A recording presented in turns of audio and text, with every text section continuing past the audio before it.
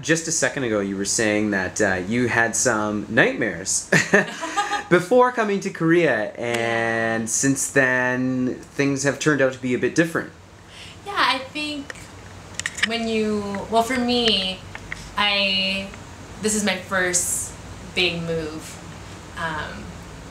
not only outside of my country, but out of my home. Because I kind of just stayed home throughout university life trying to like save money.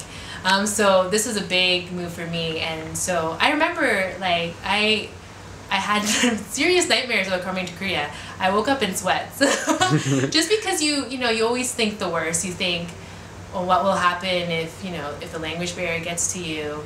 What will happen if your students are really unruly and you can't manage your class? Your co-teachers are not very supportive. Like the list goes on and on of the what ifs. But for me, I feel like I was really fortunate, and I think it's because I just had, even though I had those fears, I think my desire to just really experience a new country and teach, my passion for teaching really overcame that. And as soon as I got here, I felt really comfortable and just really inspired by Korean culture. I'm really lucky to be comfortable at my school. I live in a great office town. I met such phenomenal people here. Not only my co-teachers, but guest English teachers as well, and even just Koreans. I've been part of a really good tip when you come to Korea is to join a language exchange. So I've joined a language exchange, and in part of the language exchange, we have these kind of group discussion circles where it's mostly dominated by Koreans that want to learn English, and then there's like guest teachers like myself or foreigners like myself that help them practice their English, and through that you make like local Korean friends, which is a really good asset when you want to know like what's the best place, what gym can you recommend, what are the best places to go shopping. How do I get from point A to point B on the bus? Like it's really helpful. So, and I think once again those fears they're really trampled by the more you kind of push yourself out there. So like I said, I've joined language exchange more so to learn Korean language, but I've also met a lot of great people there. I've started doing swing dance lessons. Because it's something I always wanted to try, and through a friend's co-teacher, she's a teacher of swing dance as well, so she introduced me to swing dancing. There's a lot of great tour groups, especially catered for foreigners. So I've gone every weekend almost. I've gone on an excursion around Korea, just because I want to not waste a minute of my time here. And that's another great way of meeting really great people, really from around the world. So so that's what I'm trying to say. All those fears that you experience before you come to Korea, when you're finally here and you're finally settled, and you just kind of let Korea overcome you instead of the fears. It's a really phenomenal experience. Mm-hmm. Yeah. And what comments do you have to make with regards to there being people from different citizenships as guest English teachers? So if you're going to be working in a public school, you're going to experience an orientation as part of your training process here before you actually get into the classroom. And at the orientation, you'll meet all the other guest English teachers that have also been recruited at the same time. And they come from all the countries that have English as their first language. So from USA to Canada to South Africa to England, New Zealand. So these are the countries, these are the main countries that these candidates will come from. And so when I first came and experienced my orientation and met all these people from different countries, I face a lot of cultural differences with some of the candidates. And really, some cultural differences were really good and exciting, for example, experiencing different accents. I really like the South African accent. I think it's really cool. But there's some cultural differences that may rub you the wrong way. And I think for like the best advice when encountering that is to realize that everyone is in the same boat.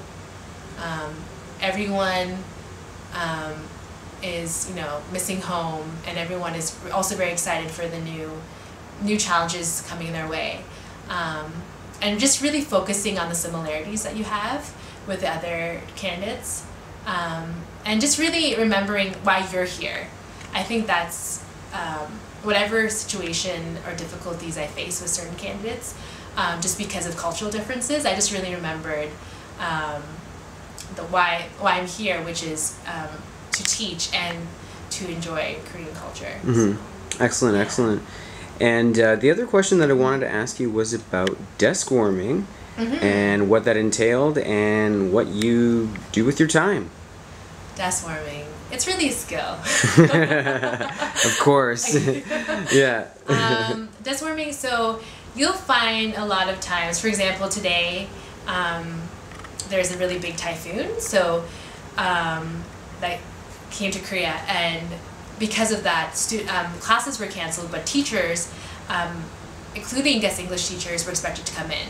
So the whole day today, I was desk warming, and desk warming pretty much means you're at your desk, either in an office that could be just for yourself, or you're at a desk in an office where there's other teachers, and it pretty much you do what you want to do at the desk. You can go on the computer, you can check your email, you can read a book. I think the best advice, and I'm actually really proud of this, is planning ahead. I'm a little fortunate because I have a teaching background in Canada, so I have a little bit more experience when it comes to lesson planning. So this past summer holiday, I lesson planned for the whole year. And that was because I'm used to having my own office, but because they wanted to save energy costs, I was put in the same office as the vice principal. So I felt I really needed to be productive and show how productive I was. And for me, when I was starting to lesson plan, I only wanted to just lesson plan for the rest of the term that's left, but I just got a lot of great ideas, and it just came to me, so I was really fortunate. So I definitely recommend planning ahead to use that time wisely. But a lot of people just go on the computer and do a lot of computer things, and just or watch movies. There's a lot of things you pretty much do in front of a computer. That's what desk warming is. I think some people complain about it. Personally, for me, it's electricity I saved that I would have spent in my office house. So I'm a big blogger, so I blog during my desk warming time. I'm reading, like you can see, I'm reading Hunger Games. This is not a promo ad. I just want to show you what we're reading. So there's a lot of things. I find it it's just really good downtime. And today actually, because classes were canceled, I was actually happy, not only because I had more time to do blogging, but today I was supposed to teach some of my toughest classes. They just be really, students can be really bratty sometimes, so it was just canceled. So mm-hmm. Yeah. Because I know that you've got your Bachelor of Education and your Master's of Education, correct? Mm-hmm. And did you have a lot of ESL training in that education, or? I don't have ESL training, but I have some ESL experience. Okay. Yeah. Just from your B.Ed and your M.Ed, mm-hmm. Did you feel prepared coming into the experience? Definitely. Yeah. On some points, and definitely no on mm-hmm. other points. I think I definitely felt,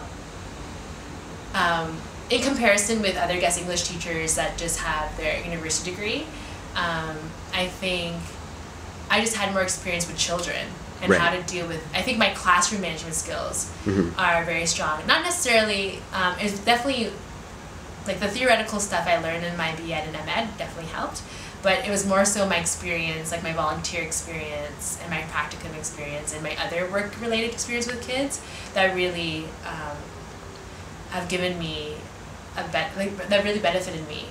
Because classroom management is really big in my position at my school. So in terms of classroom management, I think it's really helped me. But because I don't have ESL training, I find that when I first began teaching the students, I was talking quicker than I should have been. I wasn't making, I should have asked, I wasn't asking as many reflection and understanding questions to get a sense of what they understood. I think when I first began, I was really more gung-ho on like following, like making sure like the plan of what lesson should be completed by the end of the day should be completed. But for me, like I've become much more like the students are there to understand the lesson, and that's more important than your whatever schedule you have.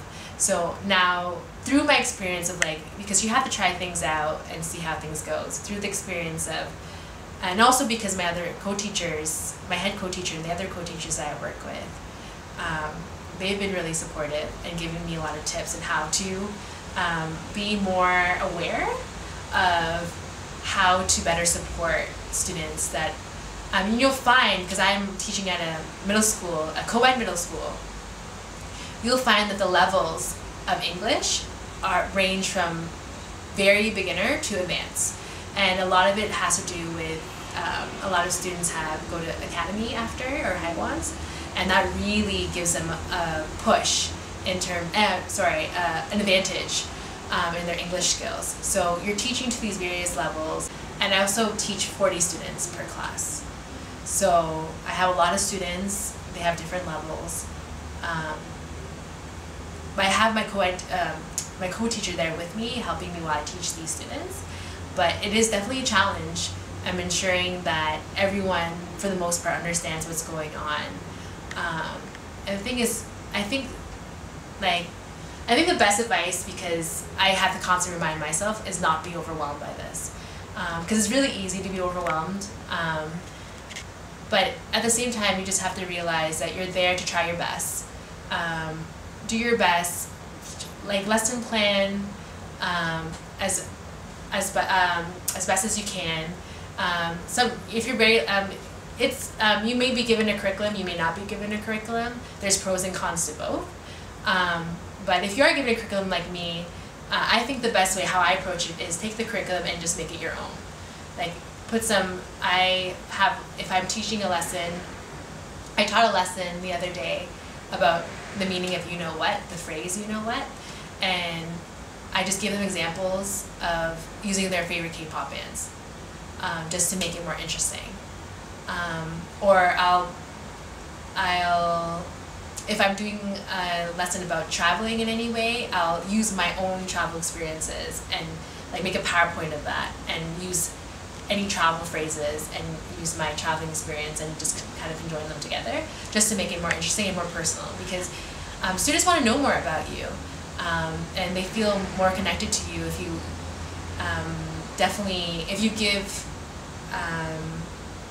they feel more connected to you and your lessons if you open up about your life a little bit more.